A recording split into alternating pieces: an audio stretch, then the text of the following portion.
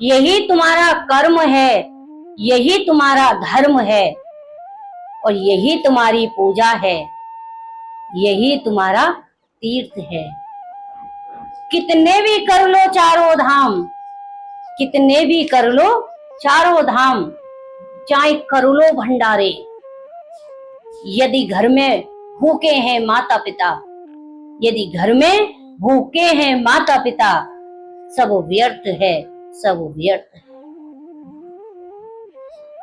जिस माता और पिता ने पूरी दुनिया दिखाई, पूरा संसार दिखाया, और जिस माता पिता की देन हमारा ये जीवन है, ये शरीर है, आज हम उन माता पिता के प्रति जो हमारा सेवा भाव होना चाहिए वो बिल्कुल खत्म होता चला जा रहा है।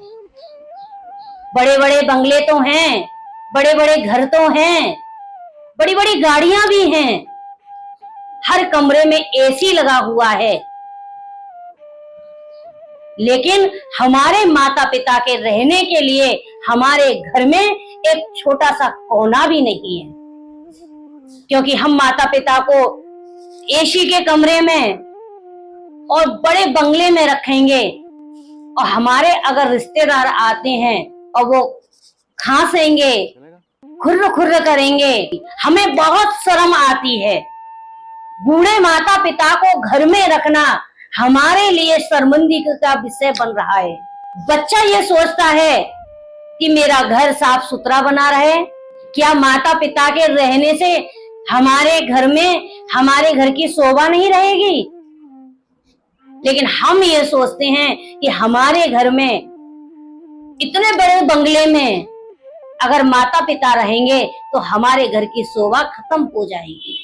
जिस माँ ने हमें जन्म दिया, जिस माँ ने 9 महीने हमें अपने गर्भ में पाला, अपने पेट में रखा, और उस माँ के लिए, उस पिता के लिए हम ये सोचते हैं कि इन्हें हम घर में रखेंगे तो हमें शर्म आएगी। माता पिता के रहने के लिए हमारे घर में कोई स्थान नहीं है। माता पिता के प्रति हमारा भाव, सेवा भाव सब खत्म होता चला जा रहा है। आज हम अपने माता पिता को वृद्ध आश्रम में छोड़कर आते हैं। जिस माता पिता के चरणों में चारों धाम हैं, जिस माता पिता के चरणों में सारे तीर्थ हैं, सारे पुण्य हैं, और आज उन माता पिता का तो हम अपमान कर रहे हैं। उन माता पिता के लिए तो हमारे घर में भोजन भी नहीं है, और हम दुनिया की तीर्थ यात्राएं कर रहे हैं। हम चारों धाम की यात्रा कर रहे हैं, परिक्रमा लगा रहे हैं, भंडारे कर रहे हैं। क्या वो भगवान हमारी इस सेवा को स्वीकार करेंगे? क्या वो भगवान हमारे इस भोग को स्वीकार करेंगे? जिसके माता पिता घर में भूखे बैठे हैं और आप लंगर लगा रहे हो, आप भंडारे कर रहे हो, क्या वो भगवान आपके उस भोजन को स्वीकार करेंगे? भगवान कहेंगे जो बच्चा, जो बेटा अपने माता पिता का नहीं हुआ सगा, अपने माता पिता के लिए जिसका जो है समर्पण भाव नहीं है, जिसके माता पिता घर में भूखे बैठे हैं, तो वो क्या मेरा सगा होगा? क्या मेरी भक्ति करेगा? क्या मेरी पूजा करेगा? जो जिसने जन्म दिया, जिसने पूरी दुनिया दिखाई, जिसने बोलना सिखाया, जिसने चलना सिखाया, और ये बच्चा जब अपने माता पिता का नहीं सगा हो सका, तो आज मेरा क्या सगा हो जाएगा? मेरे पास भी ये स्वार्थ बस ही रुका हुआ है। जैसे माता पिता से इसका स्वार्थ हल हो गया, अपने पैरों पे खड़ा हो गया, तो अब माता पिता के लिए इस घर में कोई भी जगह और कोई भी स्थान नहीं है। माता पिता के चरणों में चारों धाम। आप गणेश जी को ही देख लीजिए, गणेश चतुर्थी का समय चल रहा है। गणेश जी ने अपने माता पिता के ही चरणों में सब कुछ माना था। जब सभी देवताओं ने ये घोषणा कर दी थी कि सबसे प्रथम पूजनीय गणेश को ही माना जाएगा, गणेश भगवान को ही सबसे प्रथम पूजा जाएगा, लेकिन गणेश जी जो थे वो परम भक्त थे अपने माता के और अपने पिता के। शंकर भगवान ने कहा चलो ठीक है, मैं तुम दोनों को एक कार्य दे रहा हूं, अगर इस परीक्षा में तुम पास हो गए तो मैं उसी को प्रथम पूज्य घोषित कर दूंगा। तो उन्होंने कहा कि क्या करना है पिताजी हमें?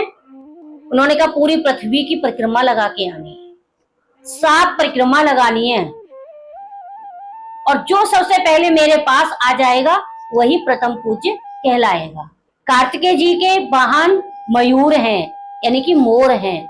उन्होंने कहा मुझे तो बहुत ज्यादा देर नहीं लगेगी, मैं तो अभी करके आया परिक्रमा, ये कोई बड़ी बात नहीं है। अब वो तो मोर पे बैठ के परिक्रमा लगाने के लिए चले गए।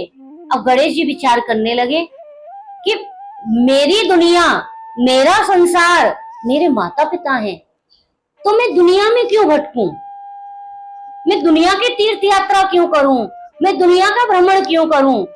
गणेश जी ने अपने माता पिता को एक स्थान पर बिठाया और बिठाकर गणेश जी ने माता और पिता की परिक्रमा प्रारंभ कर दी। 7 परिक्रमा लगाई, 7 परिक्रमा लगा के और उनके चरणों में नतमस्तक हो गई। शंकर भगवान ने कहा कि बेटा ये क्या किया तुमने? तुम तो अभी जो है भ्रमण करने भी नहीं गए पृथ्वी का। तो गणेश जी कहने लगे पिताजी,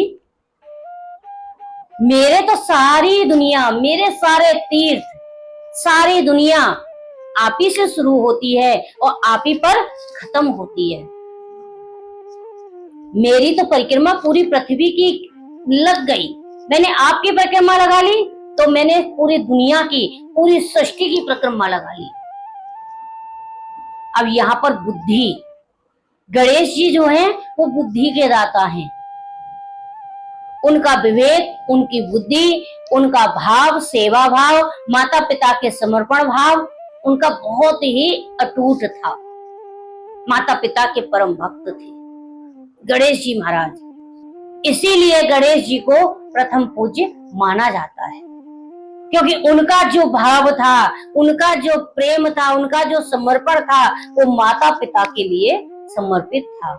उनके लिए चारों धाम माता पिता के चरणों में थे।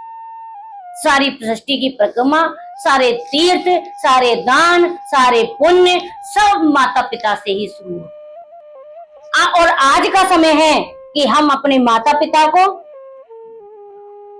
वृद्ध आश्रम में छोड़कर आते हैं। हमारे घर में हमारे माता पिता के रहने के लिए कोई जगह ही नहीं है। माता पिता ही हमारा जीवन है। हमें माता पिता को अपने घर में ही रखना चाहिए।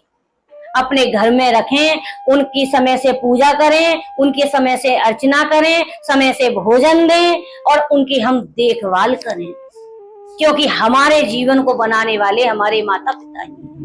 और आज उन माता पिता का हम यदि अपमान करके उन्हें घर से बाहर निकालते हैं तो हमारी ना तो कोई पूजा सार्थक होगी और ना ही हमारा कोई तीर्थ करना सार्थक होगा। इसलिए मेरा निवेदन है कि अपने माता पिता को वृद्ध आश्रम में ना भेजें, अपने माता पिता को अपने घर में रखें और घर में रखकर ही उनकी देखरेख हम करें। तभी हमारा माता पिता के प्रति जो ऋण है, हम माता पिता के जो ऋणी हैं, उस ऋण से हम कुछ मुक्त हो सकते हैं। लेकिन बच्चा कभी माता पिता के ऋण से ऋण कभी नहीं हो सकता। इसलिए अपने माता पिता को रखें, उनकी सेवा करें और उनका हर प्रकार से ख्याल रखें।